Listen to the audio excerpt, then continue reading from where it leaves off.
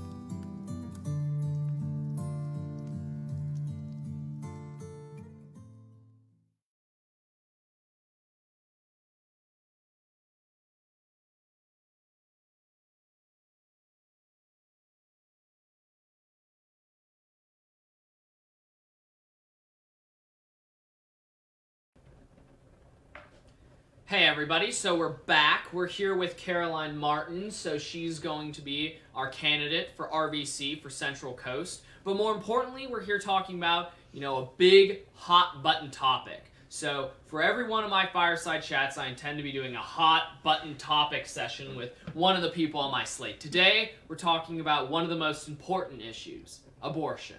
It's a terrible tragedy that is spread across our country, the murder of unborn life. And it's quite a tragedy ever since Roe vs. Wade was passed. We've seen a number of these instances happen. Damages women, damages families, and damages our society. So Carolyn, take it away. Thank you for having me, Chemo. Absolutely.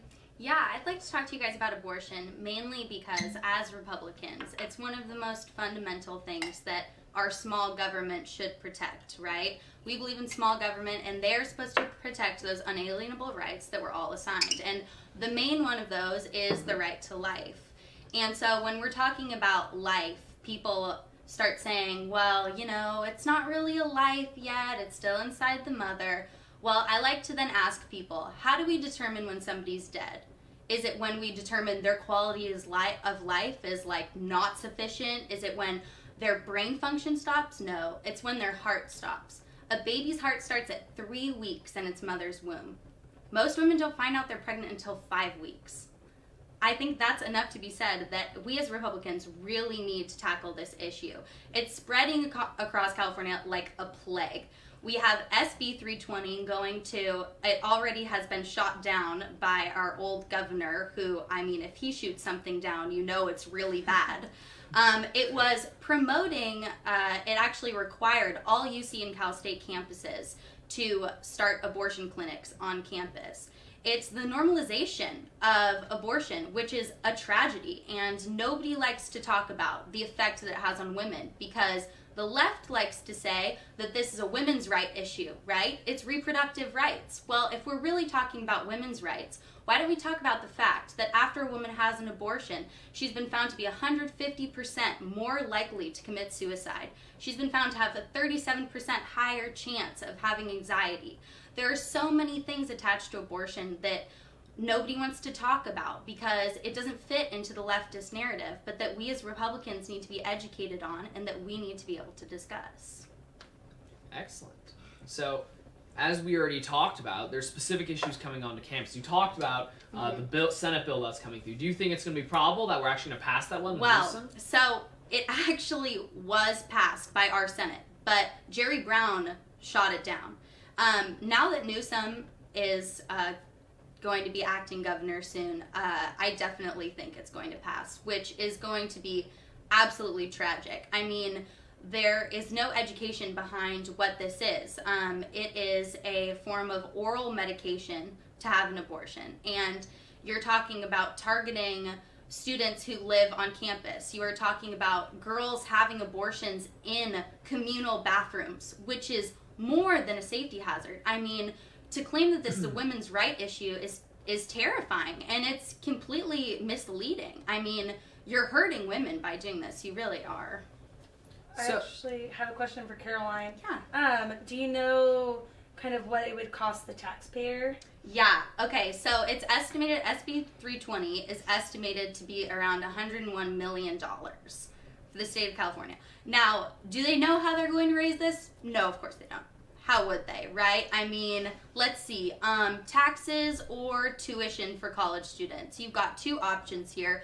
Both are unbelievably fundamentally wrong because you're either having taxpayers who some of us, myself included, the two people sitting next to me included, don't believe in abortion, and that goes against our religious beliefs, and so having us fund abortions is wrong and against our rights, or you're having it come out of students' tuition, which is also extremely wrong. So that's unfortunately the monetary cost of SB 320. So I've heard you've done a lot on campus to fight this issue as well. Yes. So can you describe some of that to us? How can we apply that to CCR in general? Yes. So I think membership education is one of the things that's most important. And I'm running for a regional vice chair, and that is one of the things that I definitely want to propel throughout not only my region, but throughout the entire state. Because I think having our members educated on issues like abortion then prepares them to go into the classroom and reiterate those facts to professors who,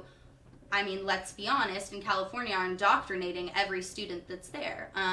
There are a lot of kids who still go into classrooms and they'll hear professors say outrageous things and they just soak it up, right? Because they don't know better. And to have a voice there that's saying, actually, this is what this is and that's that, it's really helpful. And so I think membership education definitely, and we've done a lot of that on the Cal Poly campus, is really important. Also, we set up a Change My Mind abortion is murder table on our campus, which was really fun because then you have people, you know, who sit down with you and are ready to engage in a conversation, and you can actually talk out. You will find that some people do revert to the this is me and this is how I feel, and so you can't tell me different because this is my story and my truth. And unfortunately, you will always run into those people. But to be educated and to be vocal about issues like this, I think that's probably the most important thing to do on campuses. Yeah, definitely. So we talked, for instance, about changing the overtime window. Have you seen this like moral argument that the left has made, basically insinuating that anything about this is a violation of women's rights, right? So if we say no abortion, then you're violating somebody's reproductive rights. Right. Do you think that's one of the major problems here, or do you think it's more of a policy issue, like funding? Well, I think definitely the moral issue. I think it's indicative of the fact that we are just becoming more secular as a society as a whole, to devalue that right to life, to tell women that having a child, you know, you have a choice. It's a scary thing, and it is indicative of the morals of our society. I think especially on college campuses, you will find a lot of women who don't want to take the responsibility, honestly, of what their actions do result in. And the pro-choice movement is a result of that, is people deciding to be irresponsible and deciding not to take responsibility for what they do. I think also for conservatives, while there is majorly conservative men, a lot of women will revert to, you're a man, so you can't tell me what to do with my body. And the moment that we start bringing gender into any issue, any policy issue, any moral issue, things get messy, because then if a man is murdered, could a woman ever say he's been murdered? Like, really, what are we talking about here by saying that men should have no say? They're also part of this. So, yeah, I'd say probably moral. Yeah, definitely. So, yeah, it comes down to, like, for instance, issues like Planned Parenthood. We can't even get through that through Congress. So a lot of our opposition is going to be arguing, well, this isn't a practical thing to do, right? It's more practical to say, well, you know, abortion's bad and all, but it's mostly about the funding issues, the appropriation clauses. How would you respond to that? Well, I'd say, honestly, that the argument that it's not practical, our beliefs aren't practical, one, I think that's completely incorrect. I think mainly what the left operates on is people who are simply, like, not educated. I think if we, as the college Republicans, can spread as much information as possible, that this is going to be something that's completely attainable and practical. Unfortunately, Brett Kavanaugh, it seems he said this from the beginning, that he wasn't going to vote, you know, on things that have to do with abortion, and so we saw that coming. But I think, you know, starting smaller on a California level, changing some minds here, we can eventually make it to the Supreme Court, and I think it's totally practical. Yeah, so it's all about changing that overtime window. Yep. It's kind of like the basis of things. I think that's a lot of what people don't understand, what our role as college Republicans are. Totally. So, Pon, do we have any questions before we move on? Yes, so what are each of your plans to bring kind of this discussion to the campus level and enact positive change for pro-life students that share our values on campus? Yeah, definitely. Well, I think, like we said, membership education, but also speakers can be really effective. People will see that headline saying, you know, Milo Yiannopoulos is coming to campus, or, you know, Ben Shapiro or whoever, Dennis Prager, is coming to campus. And especially when a speaker who other people already respect their opinion and are ready to listen, I think that's a really important tool for college Republicans to use. And Chemo has been working very hard to make that a more attainable goal for the entire state. So I'd say definitely speakers, membership education, basically just aggressive activism as a whole. Yeah, so another thing we can do practically as well is partner with other groups. So we, for instance, at UCI have the Students for Life. They're a great group to partner with. We partner with religious organizations as well. A lot of them are pro-life. A lot of these organizations can come together and form a coalition in the state of California to really push this movement. And it's really important we begin to do that, because at the end of the day, we need to grow allies in this movement. Allies that understand this is more than just an appropriations issue, it's a moral issue. And that's one of the problems I said at the beginning. It's about not only changing minds on the practicalities, but understanding that the left has won, for a large extent, the culture war. They've won, for a large extent, their moral ground. And if we continue to concede moral ground to them, if we can say, well, I see, the merit in that argument that murdering babies is okay or something like that, then we slowly normalize that concept. And when you normalize it, when you make it okay in society, then it becomes appropriate to take those actions. And we can't codify things that are appropriate. So in order to begin to take those steps, I agree with you. The Overton window is probably one of the most important ones to tackle. And it's also, as you said, asking for my plans, it's coalition building. And that's the first thing I'll do as state chair. I'll reach out to groups, coalition build. I'd also say I'm going to start debates with the College Democrats up front. The College Democrats actually commented on our platform. They said our pro-life platform was discriminatory. They called it repulsive. Some of these people are hilarious. If they want to talk a lot of trash to the media about us, then how about you debate us on stage about it? How about you come and, face your own words, face a result of your actions? I doubt they will, but we'll be ones to challenge them to that. If they don't want to come, we'll make them look like idiots on stage. Definitely.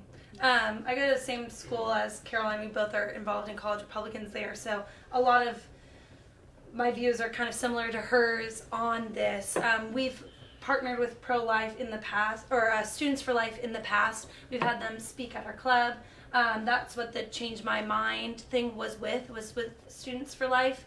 And you get people to say some pretty interesting things. I think debates and activism are one of the best ways to do it, because we got girls saying that it's a fact that the babies can't say no, so it's okay for a mother to kill her baby as long as the baby can't say no, even out of the womb, which is infanticide, which is just ridiculous. So it's easy to pick apart their arguments, and just kind of in general with any sort of argument with the left, this is just another one of those issues that we need to provide activism for, that we need to talk to people about, because a lot of the left has just told these women, like, hey, it's totally fine, nothing's gonna happen, it's just gonna go away, you'll be good, like, you just had an oopsie, it's fine. But in reality, like Caroline was saying, there's a lot of depression, 150% more likely to commit suicide. That's an insane amount more. And people just need to be educated. A lot of people just need to be educated, because women have been tricked into thinking that it's totally fine, everything's gonna be okay, you pay a couple $100, it's fine. Yeah, and to kind of harp on that too, I think the most shocking advocacies that have occurred recently is when people are saying, well, it's for the good of society, the good of the babies. They really, these eugenicist tones, right? It's just like, well, the baby is genetically inferior, which they justify by saying, well, the baby, won't be able to live as good of a life because it has autism or something like that. And it's absolutely ridiculous. People can live great lives, be productive members of society. But the fact that you're willing to basically take life away from them, take that choice away from them, just because they're not the perfect genetic condition of society, it's scary, it's reprehensible. Right. And we really need to, I think that's one of the examples, we need to strike back at the left, that not only is there these minor technical merit flaws, but it's really the end result of their philosophy is eugenicist. It's regressive. It's literally what was being promoted by the Nazis in the 1940s regarding eugenicist policies, and that's exactly what they did. Yeah. Also, I think it has to do with shaming women after this has happened. I know I see in the church a lot of the times, you get pregnant, which, is a sin outside of marriage, and then instead of helping these women through what they're going through and like offering them things like adoption. There are a lot of families who can't have babies on their own that would love to have a baby. And it would just be such a joy and a blessing in their life. I think our society in general and churches in general need to take these women in and love them and keep them from committing another sin instead of shaming them for the one that they committed, because it's done, it's happened. And you need to help these women, make a better choice, provide a new family with a new life, a blessing, a new baby.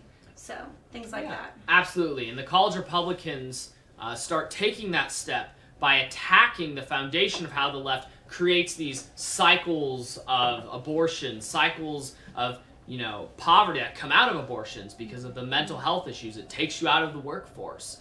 Planned Parenthood, it's literally incentivized by the state to promote abortions. And they claim, the left especially, is going to argue, well, those funds don't go towards abortion directly. But the problem is, it just redirects funds. It's literally laundering money, right? So they don't have to pay for other things, so now they can appropriate that into abortions. It's literally subsidizing it at the end of the day. So you can play these semantic games, but we all know what's actually happening at the end of the day. And that's something important that we as college Republicans can fight and we can create advocacies on. Justin Sexton is wondering, what are your policies on safe sex education? Perfect. So I guess I can start with this one.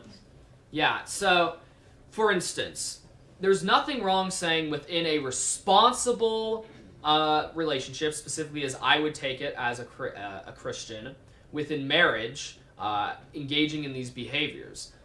Of course, we need to be able to teach people how to engage responsibly. So we shouldn't just say nothing, but I do believe strongly in abstinence only, because that's at the end of the day, the only thing that prevents us from engaging in irresponsibility.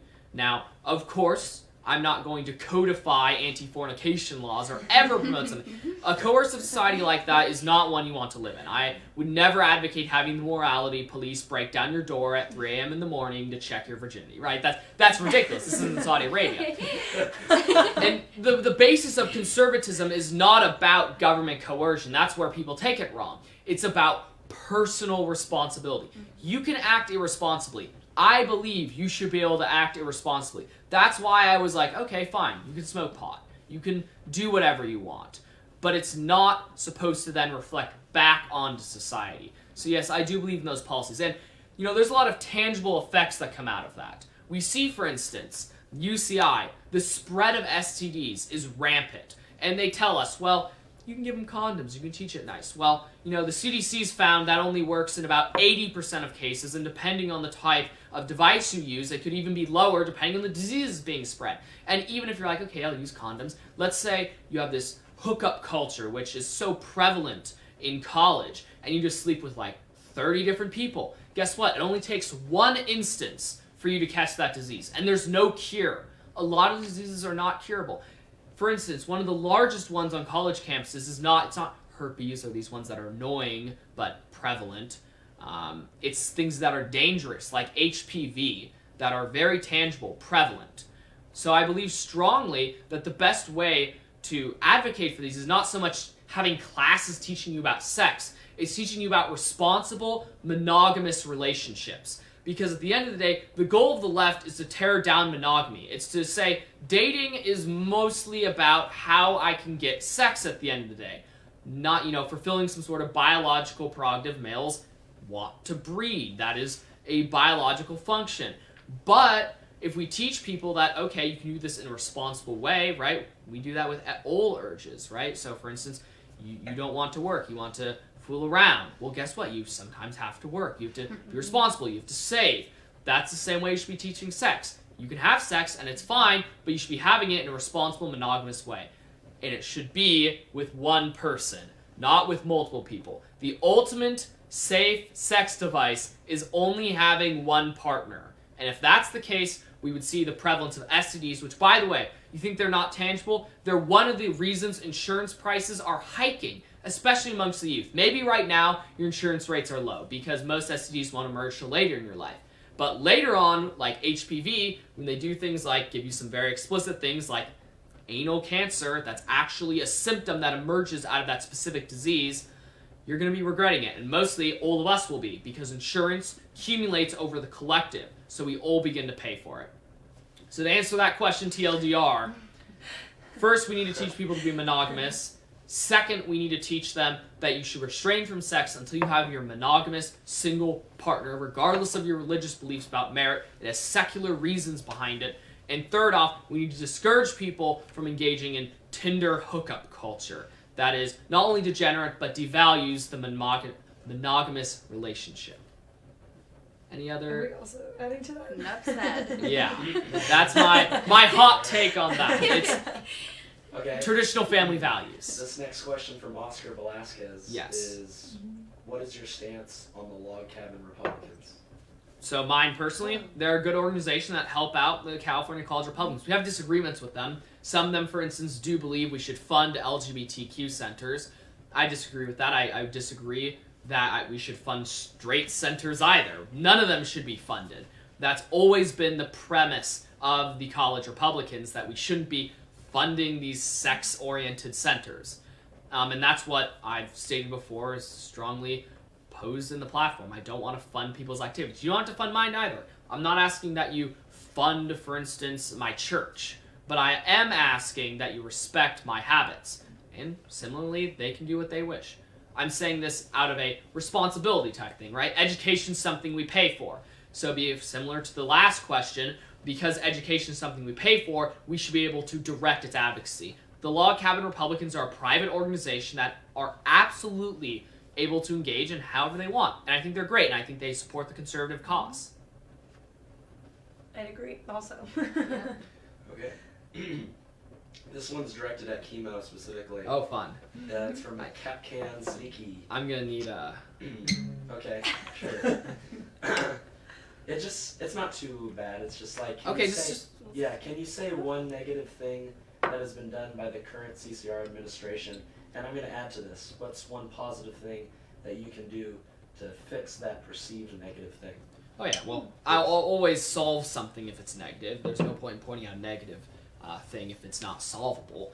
Mm-hmm. One thing I already pointed out, we need to do more about reaching out to the other side. A lot of this isn't even policy. I agree, and I think actually most college Republicans would probably agree directly with Ariana's policy.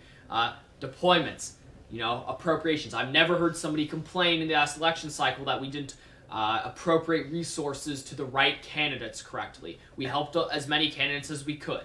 So I don't think it's a policy question. I think it's a unification, sitting down and breaking bread with people. And that's what most people criticize Ariana. In fact, my opponent, Matt Renow, literally his entire opening speech was saying, if you want to get rid of the drama, vote for me.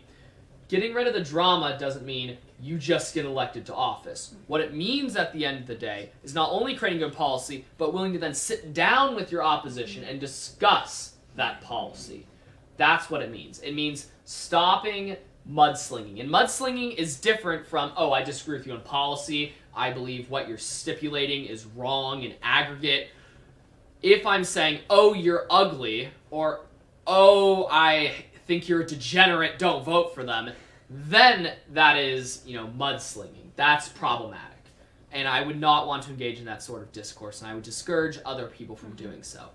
That's, I think, a problem in both sides of what we've seen with the current administration. Because the current administration is very multi-variable, right? It's not just Ariana. It's Mr. Gates. It's a ton of different people. In fact, I would say almost everybody involved in the elections right now are involved in the current administration. So it's about sitting down. It's about working with people, doing the best we can. And you know what? It's going to be a lot of effort, and we're going to try as well to bring in new people. We have time for one last question. We're pretty much out of questions. Oh, perfect. Yeah. Yeah, so we'll make some final statements here. Hannah, is there anything final you want to wrap up on? On abortion or just in general? Abortion would be perfect. We'll try to. We got a little sidetracked with all the sex education stuff. We'll wrap it back up to abortion. Okay. Well, I think just in general, our role as your leaders is to help you promote our values as Republicans on your college campuses, whether that be abortion or any other value that we hold. With abortion specifically, I think it's really important, as Caroline was saying, to have member education and to promote that within our chapters. Yeah, I'd agree. I'd say abortion, that's one of those issues where voters cited a lot as to which candidate, they vote for and why they didn't vote for a candidate. And I think that just shows you that it is important to a lot of people because it is not only protecting, the people now, so the mothers, but also our future. And protecting that right to life is one of the most fundamental parts of our society. So if we as college Republicans fail to do so, then really what are we doing here? Exactly. Oh, so there was one question that I suppose was because of the lag that we didn't see at the time. So people are freaking out. They're like, "Oh my God, you have to answer that question, Tino." Okay. I'll answer questions. It's what's your stance on free speech zones on campuses? Absolutely. So free speech zones really what they are, they're not really free speech zones. What they are is an attempt to regulate speech. Now, what you can do is you can have reasonable regulations. Like, you can't run into a classroom and start screaming the F word, right? You're disrupting the peace. I believe that any speech should be allowed so long as it's not a credible threat. So I can't say, oh, I'm going to go blow up the school or something like that. Or, for instance, I can't run in front of somebody and harass them. Or B, it can't be disturbing the peace. And I think disturbing the peace needs to be very narrowly tailored to, oh, I'm disrupting a class, right? I disagree with the leftists who walk in during a midterm and say, this is oppressive, stop the professor, or something like that. That's ridiculous. So free speech should not be an absolute principle, but it should be protected to the maximum extent. And that means in public zones, you're able to say what you want. Free speech zones on public campuses are straight unconstitutional. They are a violation of your First Amendment rights to promote public speech. And the reason is simple. You're in a public area and the campus is attempting to say this certain idea is offensive and needs to be controlled someplace else. What that implicitly stipulates is discrimination based on content, not based on how you give that content. The government can give regulations on time and place, but not on content. If there's speech allowed someplace, then all speech must be allowed. Obviously, if you're in a lecture, speech is not fully allowed. They are controlling you on how you're giving that speech. But the content of the speech should not be regulated. And I'm a pretty absolutist on content speech regulations. Of course, I'm for the peace, but, once again, time and place can be regulated. Content absolutely in no way can be. So I think at this time we're getting towards the end here. Are there any final questions? There is a question that I'm pretty sure you already answered, though, but people are accusing you of not answering it. Really? I'll hear it. It's who you support for California GOP chair. Okay, once again, I'm legally not able to answer that question in fear of misrepresenting the organization until the executive board, decides on it. But I will tell you how we're going to decide as a collective, and I hope everybody respects who we end up endorsing. First, we're going to have the candidates able to come on and give their pitch to the constituents. Second, people will be able to vote in an open poll that will probably go for 4 to 5 days, depending on how the chairman decides to do it. And then after that, it'll go to the executive board for a vote. I will support whoever we end up endorsing. That means that person needs to support youth rights, be supported by the constituents, and end up helping our cause. Honestly, I don't like to call myself an opportunist, but in the case of CRP, my primary prerogative is to my constituents, and that means supporting the candidate that will help you. Yes, that's a non-answer because I cannot answer who I specifically endorse. Hannah can't either. She's on board.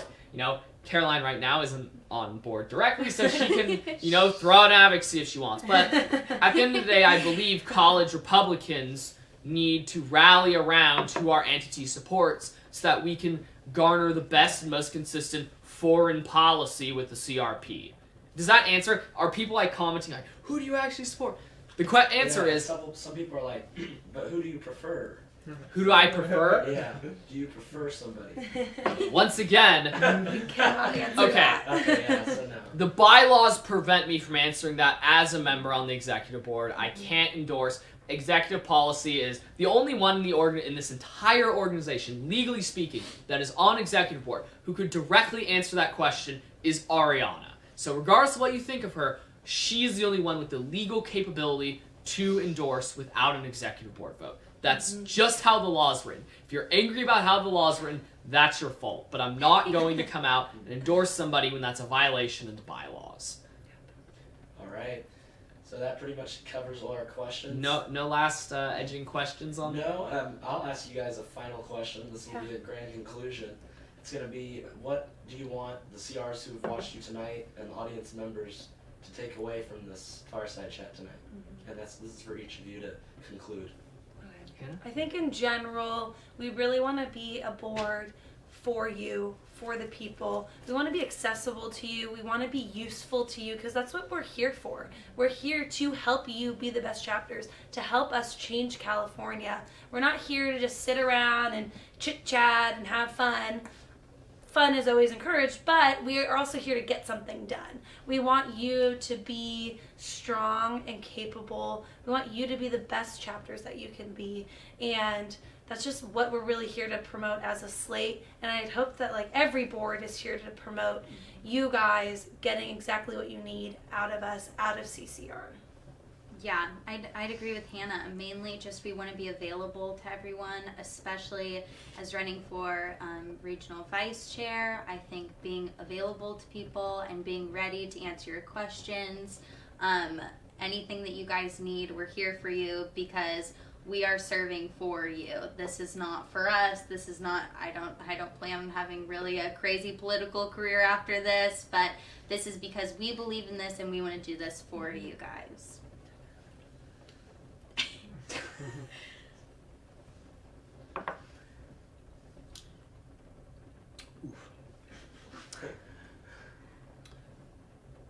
I'm going to summarize this easy for everyone. And, you know, I believe going back to the nice old traditional ways, right? Where we sat around a table, and we sipped bourbon, and we discussed politics, like the good old boys used to do. And the reason was, and I think Hannah, she talked about it at the beginning of her speech, at the opening of all this, that Ronald Reagan phrased it best when he said, "We, as America, are a shining city upon a hill.